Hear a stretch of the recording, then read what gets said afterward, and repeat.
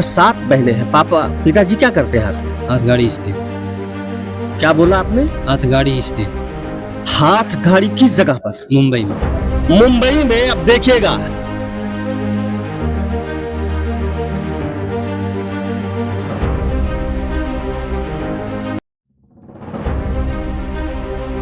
लोगों की सेवा करना चाहते हैं। लोगों की सेवा करना चाहते हैं। तो लोग तो कलेक्टर बन के भी कहा था हम सेवा करना चाहते हैं, नेता बन के कहा था, आप कहा डॉक्टर बन के करना चाहते हैं? क्योंकि हमारा मुख्य उद्देश्य पर फोकस न करके ज्ञान पर ज़्यादा फोकस करिए और अपने विषयों को बार बार बेहतर ढंग से पढ़ने का प्रयास करिए।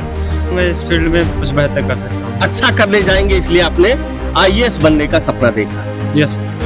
लेकिन वो क्षण पिता के लिए और उसी तरह गुरुओं के लिए सबसे बड़ा गौरवान्वित होने को होता है जब उसका परिचय उसके किसी चिलचिलाती धूप में अगर कहीं सावन है तो यहाँ। नमस्कार, आंसू अनाद इसकी रिपोर्टर वाला। एक छोटे से कमरे से और इस महाविद्यालय तक का सफर, मैं कहूंगा कैमरे में इस महाविद्यालय को, इस विद्यालय को आप पहले जूम करके दिखाइएगा।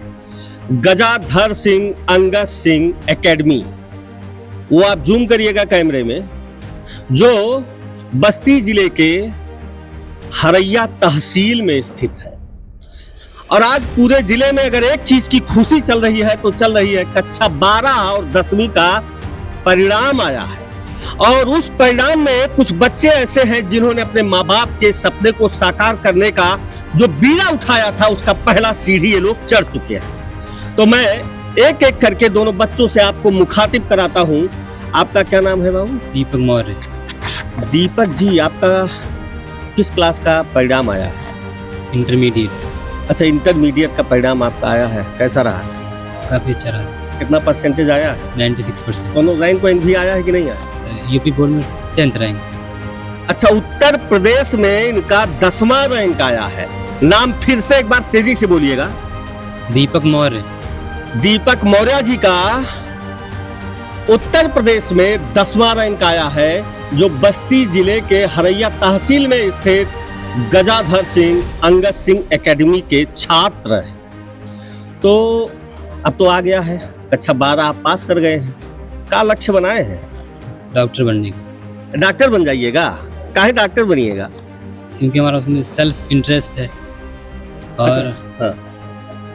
हमारे गांव में उसकी काफी कमी है। अच्छा, गांव की समस्या जो आप देख रहे हैं और इसको देखकर आपने सोचा है कि मुझे डॉक्टर बनना चाहिए। जी सर। तो डॉक्टर बन के क्या सेवा करिएगा?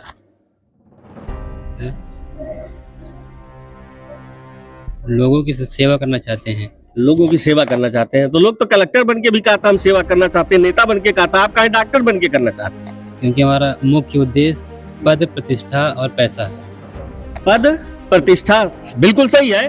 पद, प्रतिष्ठा और पैसा, यानी अगर मैं सेवा के क्षेत्र में उतर रहा हूं और मेरी अपनी जेब खाली है तो मैं सेवा क्या करूंगा? बेहतर है कि जब मैं पढ़ लिख कर MBBS डॉक्टर बनता हूं या गवर्नमेंट हो जाता हूं, मेरे पास पद रहेगा, मेरे पास पैसा रहेगा, तो मुझे दूसरों की सेवा करने के लिए किसी के सामने हाथ नहीं फैलाना पड़ेगा। अच्छा, कितने भाई बहन हैं आप? कितना? अकेले भाई हैं, 7 बहन। अच्छा, 7 बहनें हैं। पापा पिताजी क्या करते हैं आप? हाथ गाड़ी इस्ते। क्या बोला आपने? हाथ गाड़ी इस्ते। हाथ गाड़ी किस जगह पर? मुंबई में। मुंबई में। अब देखिएगा, ये तो हर घर तक यह वीडियो जानी चाहिए। जिस बच्चे के साथ में संसाधनों का पूरा अभाव रहा हो, जिस बाप ने जब हाथ से किसी गाड़ी को खींचा होगा तो सपना देखा होगा कि मेरा बच्चा भी कभी कलेक्टर बनेगा, डॉक्टर बनेगा, इंजीनियर बनेगा, और उनके इस बच्चे ने उस बाप के सपने को साकार करने का बीड़ा अपने कपार पे उठा लिया है। हाथ गाड़ी खींचकर एक बच्चे का लालन पालन, और 7 बेटियां जिसकी हो, तो आपके ऊपर कुछ ज्यादा जिम्मेदारी नहीं लग गई है? सर है। कैसे निर्वहन कर पाइएगा? हो सर, अपने सपने को साकार करके करेंगे। एकदम कसम खा लिए है? यस। पक्का करिएगा? यस। धरती क्रिया खाइए करिएगा? यस सर, करेंगे। धरती क्रिया खाइए? यस करिएगा? यस। दूसरे, आप इतना मतलब माला वाला पहन के उदास काहे हैं? उदास नहीं है। ठीक। क्या नाम है? आकाश सोनी। आकाश सोनी जी, आपका किस कक्षा का परिणाम आया है? इंटरमीडिएट। अच्छा, आपका भी कक्षा 12 का आया है, कितना प्रतिशत रहा आपका? 95। 95% अंक आपके भी रहे हैं। और आपने सपना क्या देखा है? IAS ऑफिसर बन के समाज की सेवा करना। अच्छा, बगल में वो डॉक्टर बन रहे थे तो आप समाज सेवा, वो भी सेवा करने की बात कर रहे थे, तो आप कलेक्टर काहे बनिएगा? मुझे लगता है मैं इस फील्ड में कुछ बेहतर कर सकता हूँ। अच्छा करने जाएंगे इसलिए आपने IAS बनने का सपना देखा। यस। तो IAS बनने के बाद लोग घूस घूस लेता, आप लीजिएगा कि नहीं लीजिएगा? नहीं, हम नहीं लेंगे। JBM कौन डाल दिया? तो पहले उनको समझाएंगे, उसके बाद अगर नहीं मानेंगे तो फिर उनके खिलाफ। मैंने आप एकदम कसम खाएं कि घूस भी नहीं लेना, नहीं नहीं। भ्रष्टाचार मुक्त कर देंगे? हाँ बिल्कुल, पक्का कर देंगे? पक्का। ये दोनों छात्र जिसको आपने देखा, और ऐसे नहीं, ये विद्यालय के और भी छात्र हैं जिनके अच्छे रैंक आए हैं। और इस विद्यालय की भी कहानी बता दूं कि 4 कमरे से शुरू हुआ था यह विद्यालय, और आज आप देख रहे हैं। इसका मतलब एक नहीं, हर साल ऐसा ही कोई ना कोई परिणाम यह विद्यालय देता होगा और यहाँ के क्षेत्र के लोगों के विश्वास पर खरा उतरता होगा। तो इस विद्यालय के गुरुजी से भी मैं बात करता हूँ। गुरुजी, पहले तो अपना परिचय दे दीजिए। सुभाष चंद्र त्रिपाठी, प्रधानाचार्य गजाधर सिंह अंगद सिंह अकेडमी, हरैया बस्ती। अच्छा, आप प्रधानाचार्य जी हैं, तो प्रधानाचार्य जी बताइए, अभी 2015 में भी ऐसा कोई परिणाम हमने सुना था? जी, उस साल सौभाग्य से सर्वेश वर्मा नाम का एक छात्र जो उत्तर प्रदेश टॉप किया था हाई स्कूल में। अच्छा, हाई स्कूल में, यानी इस विद्यालय से 2015 में हाई स्कूल में टॉप करने वाला भी बच्चा इसी विद्यालय का रहा है। तो इन लोगों को कोई अलग ट्रीटमेंट आप देते हैं या? सबसे पहला तो इन लोगों को मोटिवेशन रहता है कि आप नंबर पर फोकस न करके ज्ञान पर ज़्यादा फोकस करिए और अपने विषयों को बार बार बेहतर ढंग से पढ़ने का प्रयास करिए।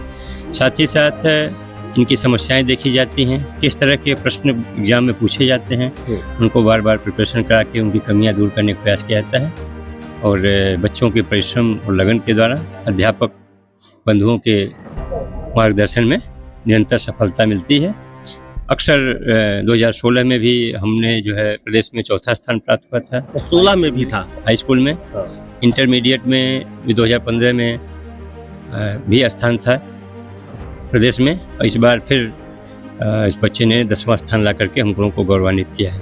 अच्छा गुरुजी, एक चीज कहा जाता है कि बाप और गुरु, बाप अपनी औलाद से हारना चाहता है और गुरु अपने शिष्य से हारना चाहता है। आप लोग हार के कैसे खुश हो लेते हैं? सबसे ज़्यादा होता है कि जब बच्चा आगे निकलता है तो वास्तव में हारते नहीं, वास्तविक वही हमारी जीत होती है, हमारी वही पहचान होती है। क्योंकि मैं एक बार घूमते हुए क्लास में गया और संयोग से संस्कृत का बेल खाली था, टीचर एब्सेंट थे। तो मैं पढ़ाना शुरू किया तो उसमें मैंने एक लाइन पढ़ी थी रामकृष्ण परमहंस जी के बारे में। उसमें लिखा था कि रामकृष्ण परमहंस जी का परिचय लिखा था स्वामी विवेकानंद से गुरु। मैंने बच्चों से पूछा था, अक्सर होता क्या है कि बच्चों का परिचय उनके पिता से होता है, इसी तरह छात्र का परिचय उसके विद्यालय और शिक्षक प्रधानाचार्य से होता है। लेकिन वो क्षण पिता के लिए और उसी तरह गुरुओं के लिए सबसे बड़ा गौरवान्वित होने को होता है जब उसका परिचय उसके किसी शिष्य के द्वारा या उसके पुत्र के द्वारा होता है, तो निश्चित रूप से गौरवान्वित होता है। अगर मैं गुरुजी के सामने हूँ और इस विद्यालय के प्रधानाचार्य के सामने हूँ तो एक प्रश्न मैं करूँगा जिसको लेकर आज हर अभिभावक परेशान है, वो शिक्षा के क्षेत्र में महंगाई। यानी एक बाप जब उसका बच्चा पैदा होता है तो उसके दिमाग में सबसे बड़ा तनाव होता है कि क्या इस महंगाई में अपने बच्चे को शिक्षित कर पाऊंगा। तो क्या गजाधर सिंह अंगद सिंह एकेडमी इन सब चीजों को लेकर भी कोई चीज सोच रखा है? जी, निश्चित रूप से सोच रखा हुआ है। सबसे पहली चीज़ तो आज के समय में जो प्राइवेट बुक्स हैं वो काफ़ी महंगी होती हैं, तो मेरा प्रयास रहता है और बच्चों को बार बार हम मोटिवेट भी करते हैं। हम NCERT बुक्स को ही प्रेफर करते हैं और बच्चों को उसको बार बार पढ़ने के लिए प्रेरित करते हैं। साथ ही साथ जो अन्य आवश्यक संसाधन है जो बच्चों में होना चाहिए, केवल उतनी ही ज़रूरतों पे हम ध्यान रखते हैं, उतनी की अनिवार्यता रखते हैं। क्योंकि प्राइवेट संस्था है, शिक्षक यहाँ की सारी व्यवस्थाएं इसी शुल्क से चलानी होती हैं, लेकिन जिस व्यवस्था को चलाने के लिए जो एक आवश्यक मिनिमम आवश्यकता होती है उसी अनुपात में ही शुल्क रखा जाता है। और हम ये जरूर कहते हुए मुझे प्रसन्नता भी होती है कि जिस स्तर की शिक्षण व्यवस्था देने का हम प्रयास करते हैं, शायद हमसे कई गुना अधिक शुल्क लेने वाले उस स्तर की व्यवस्था नहीं दे पाते। बहुत बहुत धन्यवाद गुरुजी आपका। और पहला मैं स्वयं बता दूं जहां पर हाथ गाड़ी खींचने वाले पिता का बच्चा टॉप कर रहा है, पढ़ रहा है, तो समझा जा सकता है कि इस विद्यालय में ऐसे भी जो आर्थिक रूप से कमजोर बच्चे हैं उनके लिए भी वही व्यवस्था है जो किसी अंबानी के पुत्र का होता है। लेकिन आप सबकी भी जिम्मेदारी कुछ बनती है, क्योंकि आपके घरों में भी बच्चा पढ़ रहा होगा, बच्चा बढ़ रहा होगा, और इस देश की पीढ़ी, इस देश की नींव आपके घर में गढ़ रही होगी। लेकिन ऐसे बच्चे जब उनके सामने निखर कर आएंगे, ये बच्चों का चेहरा जब उनके सामने जाएगा, तो उनको स्वयं में मोटिवेशन मिलेगा। तो आपकी जिम्मेदारी है कि हर घर तक इन बच्चों को पहुंचाइए और इनका भी हौसला बढ़ाइए। तो इसके लिए आप चैनल को लाइक शेयर सब्सक्राइब करना मत भूलिएगा। जय हिंद, जय राष्ट्र।